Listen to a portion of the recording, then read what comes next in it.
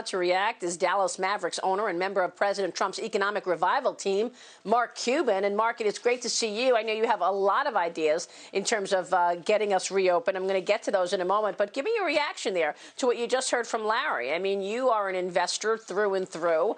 Are you going to, you're going to see a change now when it comes to Chinese companies on these listed exchanges? Yeah, it's about time. I've been calling for it for years. I actually greenlit and produced a movie called The China Hustle that was about this very same topic. We've allowed Chinese public companies to play by their own rules and not to live up to USA accounting standards or even SEC standards. So this is long, long, long overdue. Literally, I've been asking for this for more than 5 years.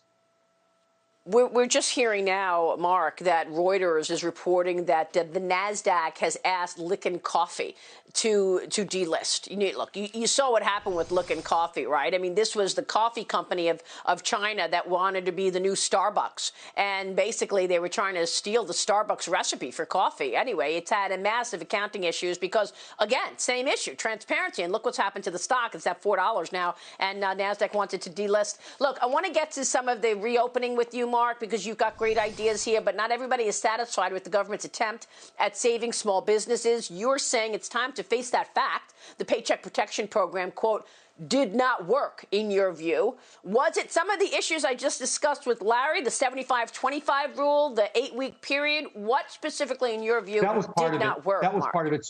So if you look at the progression, the PPP plan was perfect in conception, right? And if it would have funded the first week of April, all those companies, and remember, the goal was to keep employees connected to their jobs because it was cheaper to have them employed than on unemployment. If it would have funded quickly, we would have millions and millions more still employed.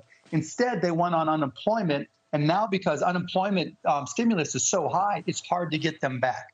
Combine that with the fact that some are still not fully open, which leads to your point, we need to go beyond 8 weeks, which I think now we need to do. But even then, with partial openings and 8 weeks to 12 or 16 weeks, it's still hard to get employees back. So we need to figure out ways to get employees to want to come back before the July 31st end of the unemployment insurance stimulus.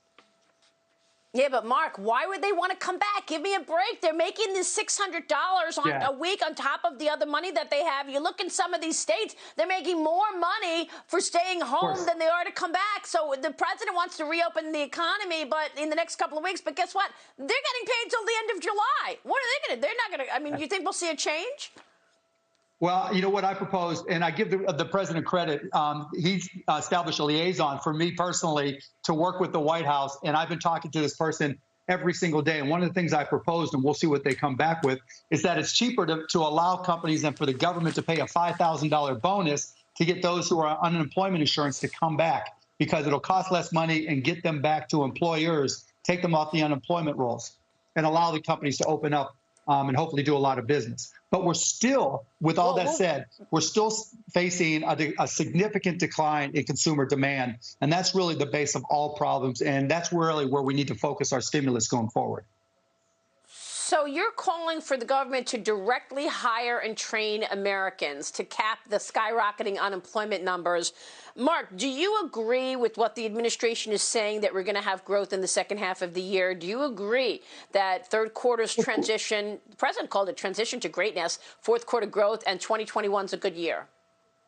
Yeah, of course, because we're working off a lower base. If you start with $100 and go down to 10, and all of a sudden you have 12, that's a 20% growth. But it's not necessarily, we're not going to get back to where we were. And that's the most important thing. How do we get back? So the president's right. There's going to be incredible growth. The numbers are going to look great. But in terms of absolute numbers, we're still going to be way behind. So again, we need to focus on creating stimulus for demand.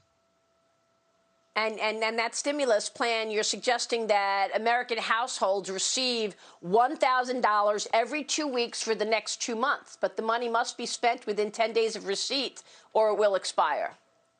Right. So the key there is timing. So the idea is once people come back to work, either through an incentive plan, like I mentioned, or after July 31st, because they're off of the increased unemployment, then you want to really push the stimulus because we need to keep those small and medium and large companies in business. And the concept is by just throwing money to people so they can spend on whatever they want.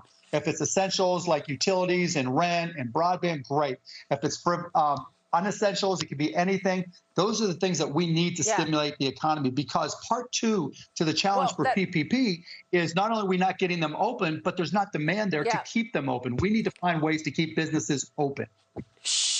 All right, we got to jump to Stuart right now, Mark, but you've been thinking a lot about the American people. You still want to run for president? Real quick. It's going to be really tough, but you never know. It's going to be tough, but you never know. Mark, it's good to see you. Always a pleasure. We so appreciate your ideas and you joining us this morning.